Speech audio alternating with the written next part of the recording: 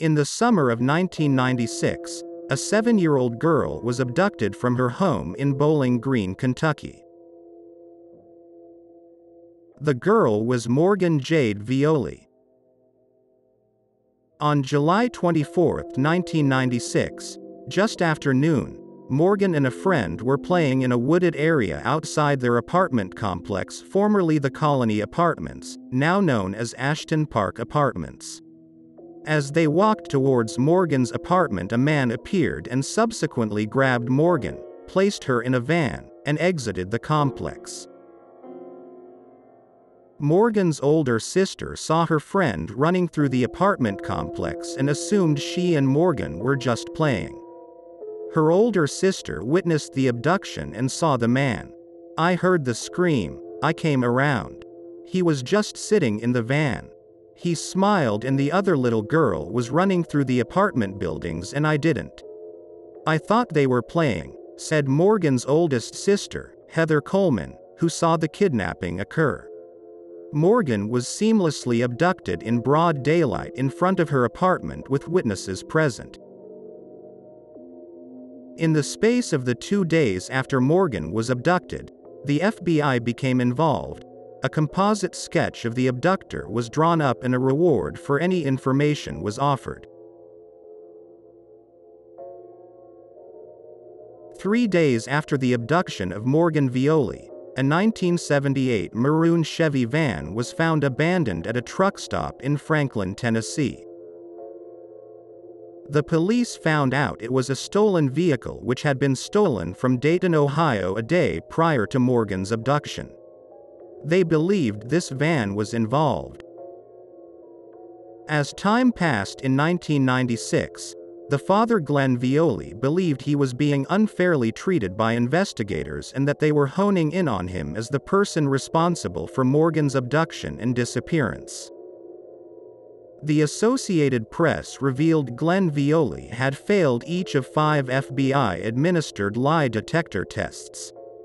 Polygraph expert Lonnie Leach told Glenn the 2 possible reasons he didn't pass was either he had something to do with the abduction or his nerves were in such bad shape he could not pass a test. Glenn Violi blamed his nerves. Reports were also released that Morgan was abducted just 2 hours after Morgan's mom Stacy Violi was awarded custody of her and that Glenn and Stacy were going through marital and custodial problems leading up to Morgan's abduction. Glenn Violi had drawn a sketch witnesses had described of the suspect and the FBI and the Bowling Green, Kentucky police had released 2 sketches in 1996 of the person believed to be responsible. 3 months after Morgan's abduction on October 20, 1996, Morgan's remains were found near a barn in White House, Tennessee, a mere 15 miles from the state line. On Wednesday, November 13, 1996, the FBI said that the skeletal remains found in a ravine on October 20 were positively identified through photographic superimposition. Murray Marks, a forensic pathologist at the University of Tennessee, Knoxville, matched a photograph of Morgan with a video of her skull. Murray Marks said, "The teeth were a perfect match. They fit like a glove." In November 1996, the FBI questioned a 21-year-old man from Louisville, Kentucky named Tony Scott Redeman because he resembled a composite sketch and had been charged with the kidnapping, robbery and attempted rape of a woman on October 22, 1996. The FBI quickly ruled him out after they questioned him. A year after Morgan Violi was abducted and a year after the maroon Chevy van was found, the van was forensically tested and tied to the murder of Morgan Violi. Investigators also wanted to know about another vehicle seen near the old barn not far from where Morgan's remains were found. According to Robertson County Sheriff's Office website, a second vehicle, A 1979 or older white Ford van with a slatted trailer door-type window on the side was seen parked by the old barn on North Swift Road at Webster Road in Robertson County on July 25, 1996. This vehicle was at this location for about 4 hours. This location is about 100 feet from where the remains of Morgan Violi were found on October 20, 1996. The barn has since been taken down. It is believed the abductor had switched from the maroon 1978 Chevy van to the white Ford van around the July 25, 1996 date, a day after Morgan was abducted. Later on in the investigation, a different sketch was revealed and the suspect was described as being a white male with collar-length sandy brown hair. He appeared to be in his 20s at the time. He had a slender build but with defined muscles. At that time he had a mustache and some beard. He did have one outstanding feature that was noticed by all witnesses: he had a sharp, distinct nose. In the same month Morgan was abducted, 2 other young girls disappeared. One of them was 3-year-old Lucy Meadows, who went missing from a mall parking lot in Tennessee on July 25, 1996 and has never been found. The other girl was 9-year-old Jackie Beard, who vanished on July 8, 1996 after going into the woods to pick blackberries near her home in Clarksville, Tennessee. The person who kidnapped, raped and murdered Jackie Beard was caught 3 days later and was sentenced to death in the year 2000, but the sentence was later overturned 22 years later. His name was William Glenn Rogers. Today is an anniversary a lot of people in Middle Tennessee and Southern Kentucky would probably rather forget. 18 years ago, 7-year-old Morgan Violi was abducted and killed. That year, Violi was one of 3 little girls to disappear in the span of a month. The others were 9-year-old Jackie Beard and 3-year-old Lucy Meadows. Tonight, one of Violi's older sisters is speaking out about her sister's case. She talked exclusively with News Channel 5's Mark Bellinger. Not knowing where she's at, not knowing if she's okay. Morgan Violi was just 7 years old when she was kidnapped from in front of her Bowling Green, Kentucky apartment. Her body was found 3 months later near a barn in Robertson County. She never goes away from home. She was the second little girl to disappear in July 1996. Jackie Beard, a 9-year-old Clarksville girl, was kidnapped while picking blackberries just weeks earlier. Her body was found months later along the Cumberland River in Stewart County. Looking back on it, it was very surreal. Nikki Duff will never forget the day her sister was abducted. Nikki was Morgan's older sister. She was 10 years old and also outside playing when Morgan was taken. In one split moment, our entire apartment complex was something you would see in a movie. I mean, there were cops everywhere and people everywhere, and it was very overwhelming and, I mean, obviously very traumatizing. Her mother, Stacy, was distraught. I wanted to go find her, but I don't know where to go. And I don't know what to do. It's been 18 years since Morgan disappeared, but no one has ever been arrested. The FBI has worked the case from the beginning. They found the stolen van used to kidnap Morgan off I-65 in Williamson County, but the driver was gone. Nikki remembers seeing him and his van at the apartment complex before her sister was taken. I rode my bike back to the house and I passed him and he waved at me. And I waved back. I mean, I was a kid, friendly kid. She noticed the side door was open. I'm not going to say I'm the sole reason that they found the van and knew it was the van. However, I'm the one that gave them the description of the inside of the van, because when he rode past me, the van door was open. Witnesses helped the FBI put this composite sketch together. I really don't remember what he looked like now at all to this day. You know, I've thought several times I wanted to be hypnotized to see if I could remember, but my oldest sister, and there were a few kids in the neighborhood that had thought that they had seen him. The FBI is also still looking for more information on a second van, a white Ford, that was spotted near the barn where Morgan's body was eventually found. Investigators say it had a funny slatted trailer-type window on the side.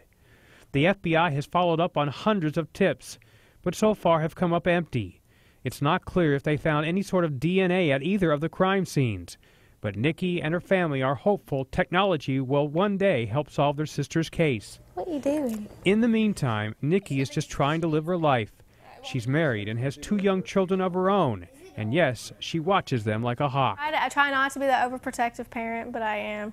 I mean, I'm very much, you know, just the other day, I let my son go out to check the mail, and I heard him scream, and that mortified me. I ran as fast as I could. Of course, it was just a spider, and he didn't want to come back through the door, but in that moment, my mind flashed back to that. To that horrible day when she lost her little sister. In Bowling Green, Kentucky, Mark Bellinger, News Channel 5 HD. On November 14, 2015, in Scottsville, Kentucky, 7-year-old Gabby Doolin was attending her brother's youth football game when she disappeared. About 25 minutes later, after she vanished, she was found dead about 400 feet from the Allen County Scottsville High School football stadium, where the game was being held. She was found face down in a creek. Nearly 6 days later, Timothy Madden of Scottsville, Kentucky was arrested in connection with her death, a crime he insisted he didn't commit. I'm innocent. That's it. I'm I'm sorry about their loss, but I'm innocent. Now, there was a news conference here at the Kentucky State Police Post early this afternoon. It was very brief.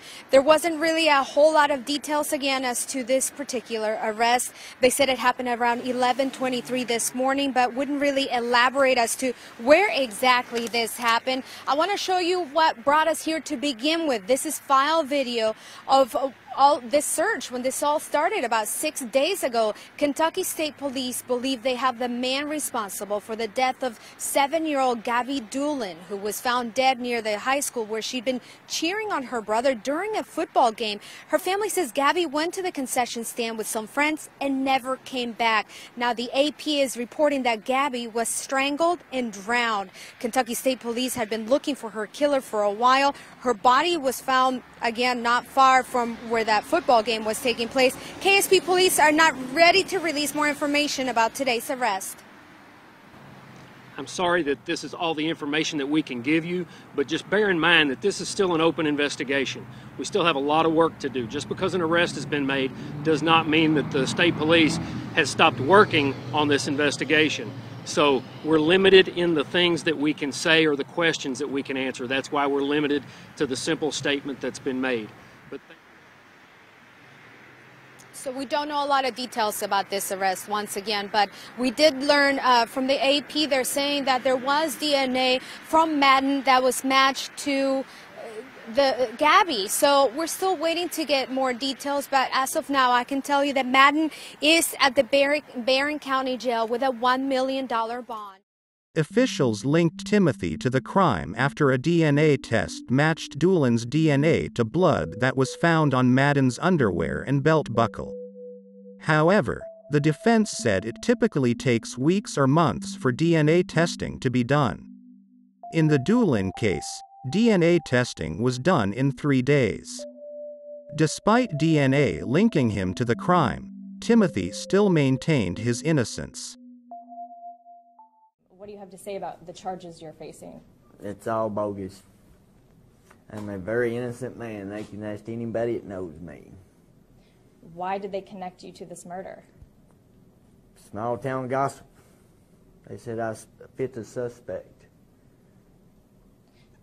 Do you know what that was? 6 foot tall, brown coat, long beard. Pretty much that's all I knew about it. But then I knew they found the little girl's body later on that night and then locked the ball game down. Do you know the Doolin family? Yes. I know. I went to school with him. You went to school with her dad? With her daddy, yes. In August 2019, Timothy Madden pleaded guilty in a plea deal to take the death penalty off the table. In October 2019, he was sentenced to life without parole for the kidnap, rape and murder of 7-year-old Gabby Doolin. In 2015, Gabby, as you may remember, was killed at a youth football game on the campus of the Allen County Scottsville High School. She was only missing for 30 minutes, but was later discovered in a creek near the football field by police. It was speculated online that maybe Timothy Madden could possibly be Morgan Violi's killer because he bore a similarity to the two 1996 sketches in the later sketch and he fit the description from the information of the suspect. Morgan Violi's sister Nikki Britt said she hoped it could be him but didn't think it was. The father of Morgan Violi, Glenn Violi, was no longer considered a person of interest in the investigation and Morgan's family don't believe he was responsible. No cause of death or the manner of how Morgan was murdered was ever released to the public and her case is still unsolved after nearly 27 years. Her loved ones still hope her killer can be brought to justice.